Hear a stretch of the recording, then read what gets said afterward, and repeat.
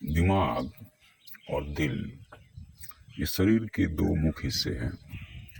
तो जो दिल होता है ये हमेशा वर्तमान में जीता है और दिमाग जो है हमेशा भूत और भविष्य में जीता है।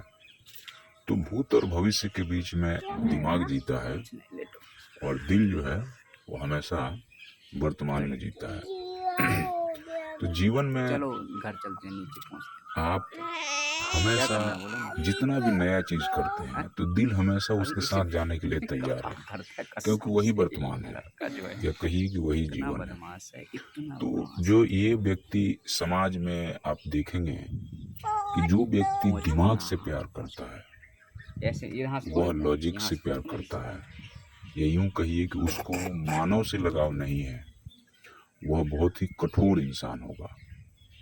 वो हर चीज को नाप तोल के कर रहा है और उसमें भावना की कमी होगी।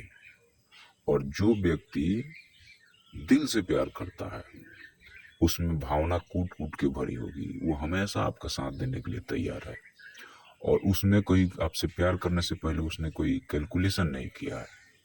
जैसे मीरा ने कृष्ण से प्यार किया, तो मीरा ने कृष्ण से प्यार किया तो उन्होंने कैलकुलेशन नहीं किया, उन्होंने दिल से लगाव है। तो भावना भक्ति जो है ये एक भावना है, भक्ति एक भावना है और इसमें दिमाग का कोई जगह नहीं। तो इसलिए जगह नहीं होता है क्योंकि अब इसमें भी सच्चाई क्या है और झूठ क्या है अगर हम उस नजरिए से देखना शुरू करेंगे तो एक अलग ही इसका डायमेंशन खुल के आएगा। उसको हम लोग बाद में चर्चा करेंगे। तो जीवन में जब भी आप कुछ नया करने जा रहे हैं या जीवन में जब भी आप चुनाव करते हैं, तो चुनाव जब करने जाते हैं तो उसमें बाधा कौन डालता है? तो आपका दिमाग डालता है। बाधा इसलिए वो डालता है क्योंकि उसको पुराने घिसे पीटे रूढ़िवादी जीवन जैसे चल रहा है, कैलकुलेशन करके बैठ गया। तो जब कैलकुलेशन करके वो बैठ गया है, वो गणना करके बैठ गया, तो अब वहां पे इफ एंड बट की गुंजाइश कम हो जाती है।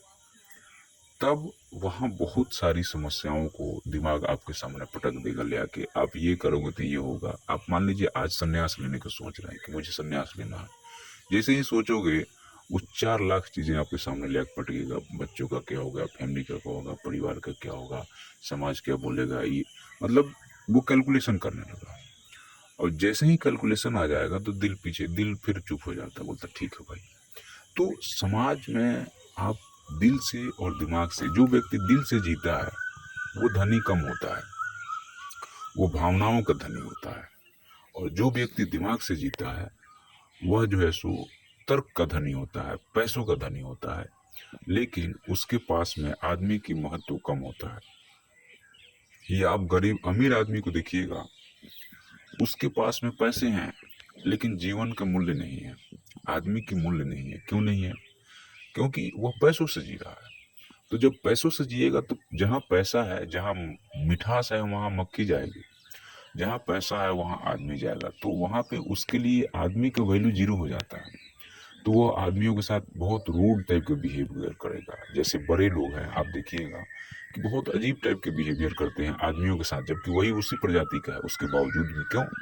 क्योंकि उसके पास वो चीज़ की उपलब्धता बहुत ज़्यादा है, हर एक आदमी उससे जुड़ना चाहता है और वो इतना लोग उसको एग्रेसिव कर देते हैं कि वो समझ ही नहीं पाता। वही एक गरीब आदमी है जो गांव का रहने वाला है, जिसके पास बहुत कम पैसे हैं, आप उसके पास चले जाइए, वो आपको भरपूर आदर करेगा। क्यों करेगा? वो इसलिए आपकी आदर करेगा क्योंकि वो दिल से जीने वाला, वो तर्क और लॉजिक वो नहीं जा रहा है, वो दिल से जी रहा है, वो वर्तमान में जी रहा है, अभी में जी रहा है। आज कमाएगा और खाएगा और बात खत्म। वो कल के बारे में सोचेगा कल।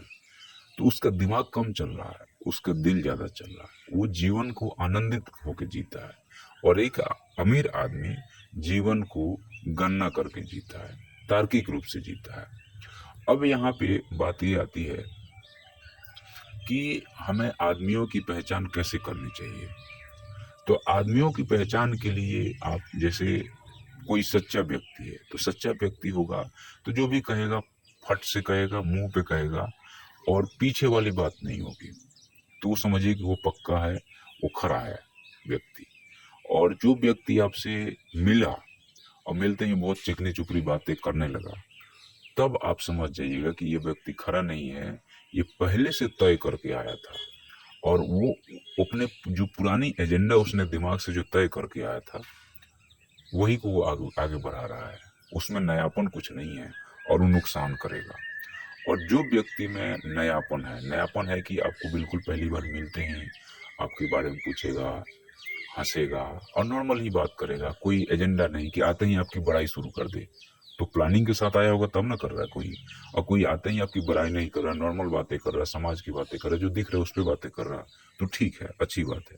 लेकिन जैसे ही कोई आया और आपकी बड़ाई शुरू कर दे, वो प्लानिंग के साथ आया, वो तार्किक है, या उसका कुछ ना कुछ उसमें लोभ है जिसको वो प्रकट करने के लिए वो एक आपको घेर रहा है कि आप उसके बस में आ जाएं, हेप्नोटाइज कर रहा है, आपको हेप्नोटाइज कर रहा है कि आप उसके बस में आ जाएं, उसके बाद वो काम करवा लेगा वो। तो हेप्नोटाइज होने से हमें बचना है। और हिप्नोटाइज होने के बहुत सारे तरीके होते हैं। तो हमें अपने जीवन को दिल और दिमाग के बीच में हमें दोनों के वैल्यू दे के चलना है। एब्जेक्ट दिल को नहीं देना है या पूरे दिमाग को भी नहीं देना, नहीं तो नुकसान